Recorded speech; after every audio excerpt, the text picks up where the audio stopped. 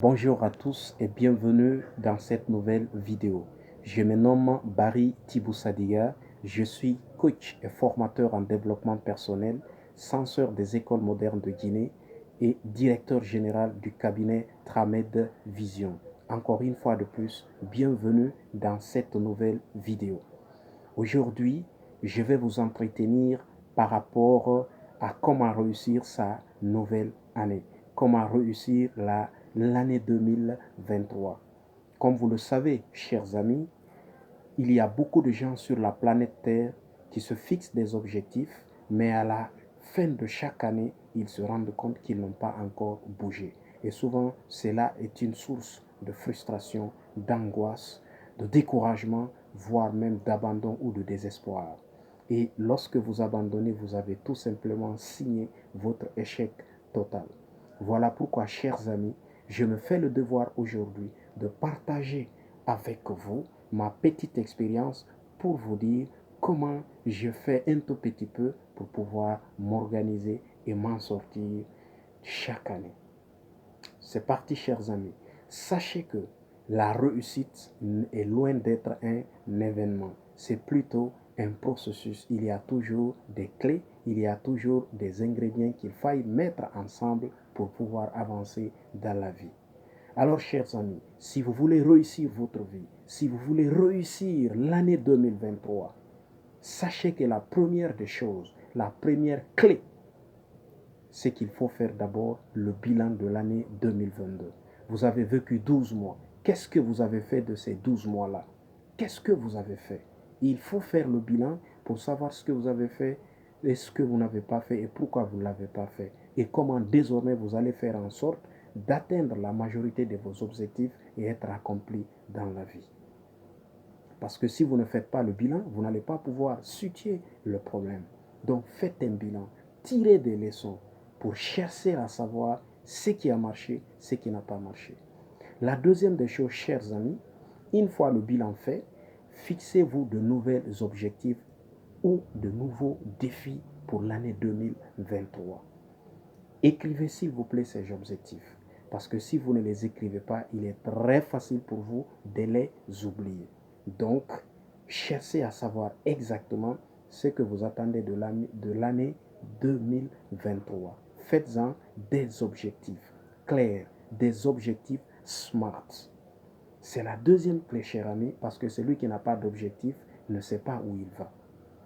La troisième clé, chers amis, une fois ces objectifs fixés, il faut élaborer un plan d'action. Logez tous vos objectifs dans ce plan d'action.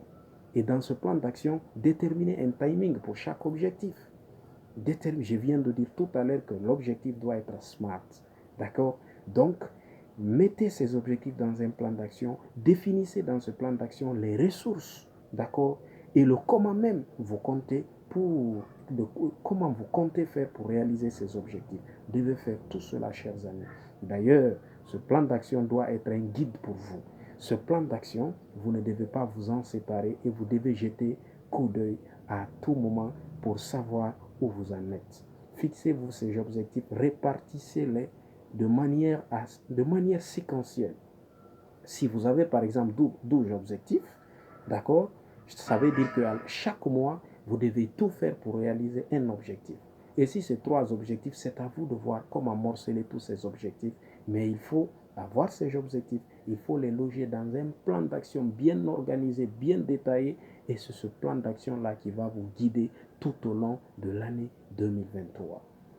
La quatrième clé, chers amis, une fois le plan d'action élaboré, alors agissez. Vous savez désormais ce que vous devez faire. Vous avez tout prévu techniquement, vous avez tout planifié. Mais est-ce que vous allez vous limiter à cela? Non, chers amis, il faut agir.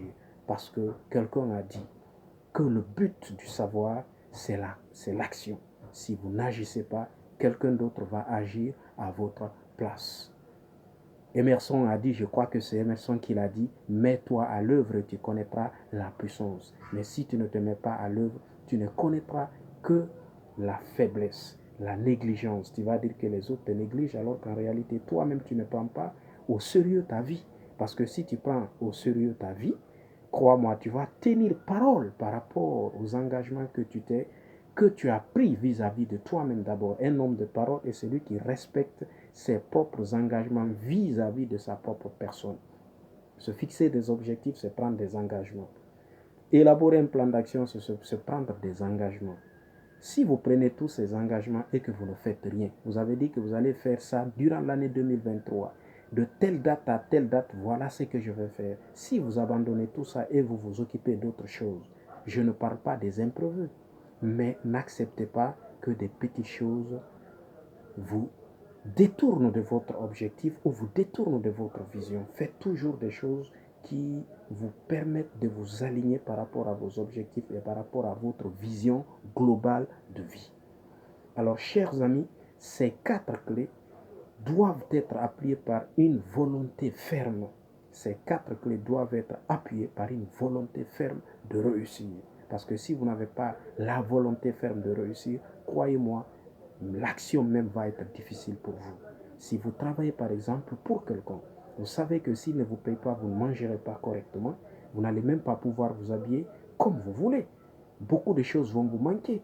Si cela vous fait mal, si vous voulez être indépendant, conquérir votre indépendance, alors il faut savoir, chers amis, que vous avez un défi à relever.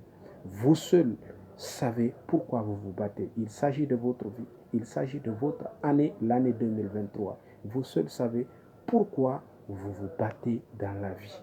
À chaque fois que tu veux abandonner, rappelle-toi la raison pour laquelle tu t'es battu jusque maintenant.